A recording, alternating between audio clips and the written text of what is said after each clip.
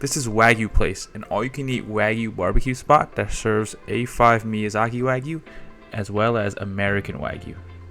So just to drop a little bit of knowledge on y'all, Wagyu actually just means Japanese cow. When you hear A5, that rating just has to do with the actual quality of the meat. A through C just means the amount of meat usable in a certain cow, A being 72% or more, and the 1 through 5 rating just grades the meat on its quality, with 5 being the best. So the main difference between the two meats is that the A5 Miyazaki Wagyu means that it's a full pure Japanese Wagyu cow that was bred in the Miyazaki prefecture, whereas the American Wagyu is usually a crossbreed between a Wagyu cow and typically an American Angus cow. So the menu is a little bit hard to navigate at this place, but let me explain. So they have two different all-you-can-eat menu tiers essentially. One tier is the American Wagyu all-you-can-eat for $68 a person. Then you have the premium tier, which is all-you-can-eat A5 Miyazaki Wagyu for $159 per person. So depending on the tier that you choose, it kind of works like a course menu. They'll bring out certain dishes prior to the Wagyu. In addition to the difference in meat, the A5 Wagyu tier has more premium dishes that they bring out to you before the meat.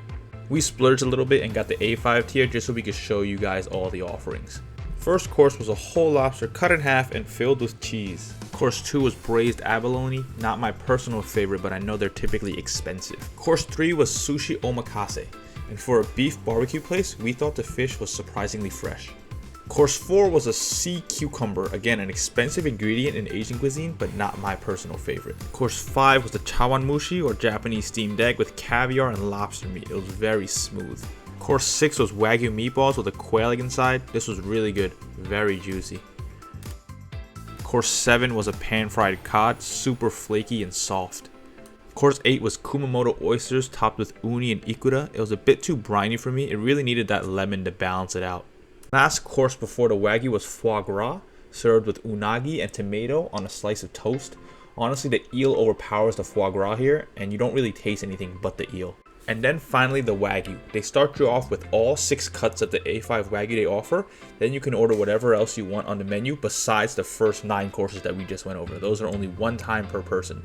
This first cut is the strip loin. Next cut is the short rib.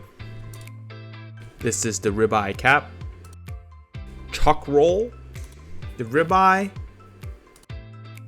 and the tenderloin. Tenderloins are typically tender because they're not a working muscle, but that leads to less flavor development. We also ordered the tongue from the American Wagyu section. My favorite cuts were the short rib and ribeye cap. Had a good mix of fat and flavor without being too much. Overall, a good experience, a bit steep in price, but for the amount of Wagyu I ate in addition to the other dishes, we give it an overall 8 out of 10. Good for a special occasion.